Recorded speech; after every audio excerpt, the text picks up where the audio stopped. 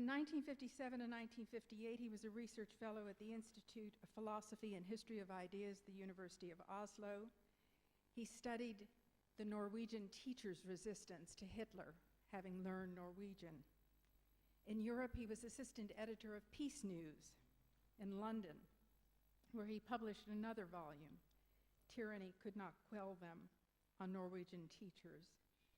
And during that period in London, he also met with many African political leaders.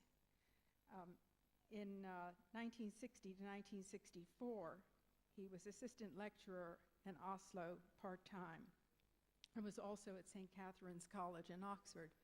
I would just remind you, his exposure to the Africans was very significant because there was a vast amount of nonviolent struggle in Africa. Nkrumah in Ghana, Kenyatta in Kenya, Kenneth Kaunda in Zambia, many African countries achieved independence through nonviolent struggle. And Jean, during the years that he was in London, got to know many, many of the African political leaders and attended an important conference in Accra in 1964. Also in 1964, he organized a conference with a gentleman named Sir Adam Roberts, who is now the leading figure in international relations in the United Kingdom. And this was a conference that he organized along with the scholar April Carter and Theodore Hebert and Sir Adam Roberts. That became a book, which is still one of the most salient volumes for anyone who is doing research in this area. In 1968, he was awarded the Doctor of Philosophy from the University of Oxford, and his thesis was on the nature of political power, authority, and obedience, dictatorial systems, resistance, and revolutionary movements.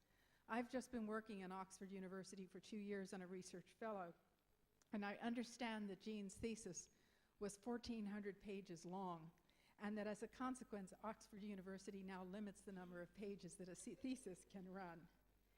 In 1968, he was in 1986, he was co-editor of what I regard as an extremely significant volume called Resistance, Politics, and the American Struggle for Independence, 1765 to 1775.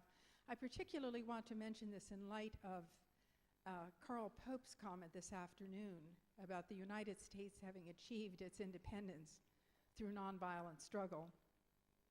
This volume, which Jean co-edited, found that in 9 or perhaps 10 of the original 13 colonies in the United States, de facto independence had been achieved by 1775, 1 full year before the War of Independence started.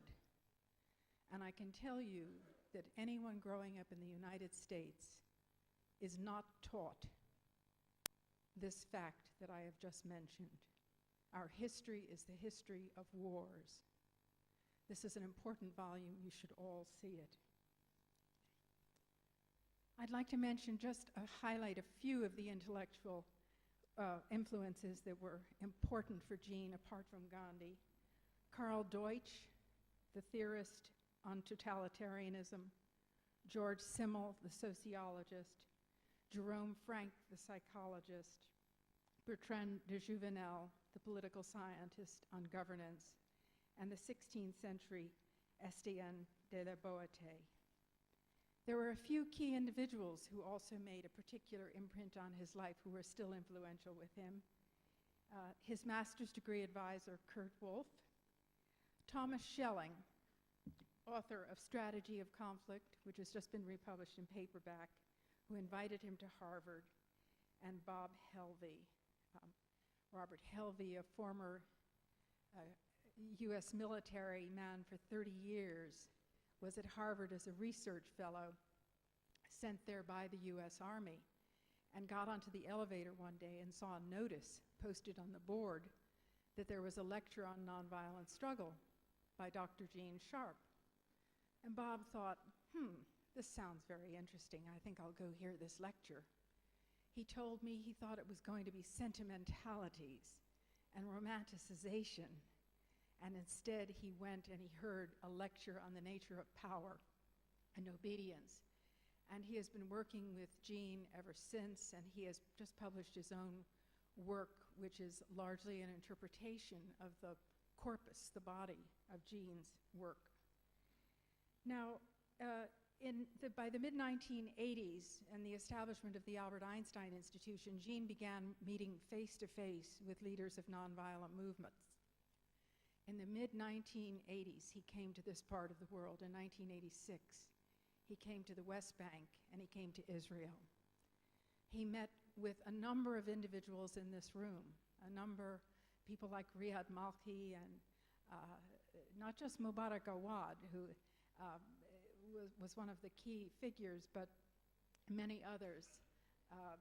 The governor of Beit Lahem, whom we've met, and he also went to Mount Carmel in February 1988. He made a point in both 1986 and 1988 of meeting with both Israelis and with Palestinians.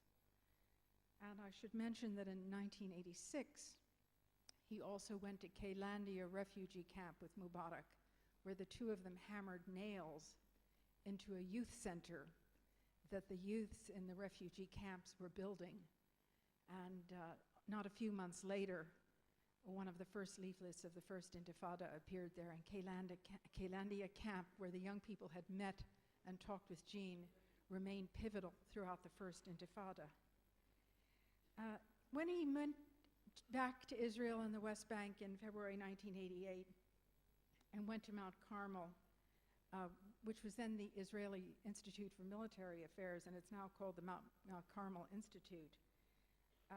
One of the participants in that meeting told me in an interview, because I have a book coming out on the First Intifada probably early next year, one of the participants told me that the group, these are all Israeli military people with whom Jean was meeting, the group thought the Arabs could not develop nonviolent techniques.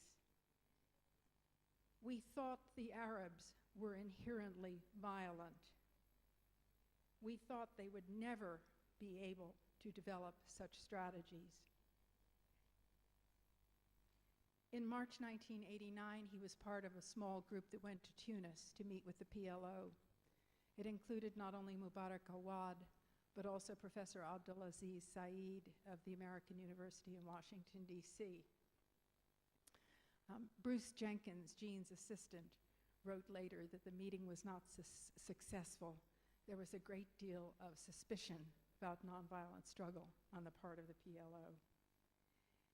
In continuing his face-to-face meetings with leaders, the Baltics have been important. Jean himself had mentioned Estonia, Latvia, and Lithuania yesterday. In 2001, the 10th anniversary of the Lithuanian achievement of independence from the Soviet Union, the Lithuanians invited Jean to return to Lithuania, where they honored him with a distinction. These are three countries that were all essentially engaged in civilian-based defense, which is an aspect or a part of nonviolent struggle. His new book, Waging Nonviolent Struggle, has a chapter on Lithuania's achievement of independence, which I would recommend to you. Burma has been mentioned. Long boat rides took Bob Helvey and Jean deep inside Burma, where they ran a training workshop in Tika Falal. And at the end of the workshop, the Burmese asked Jean if he could produce something short to help them as a guide in their strategic thinking. And the result was From Dictatorship to Democracy.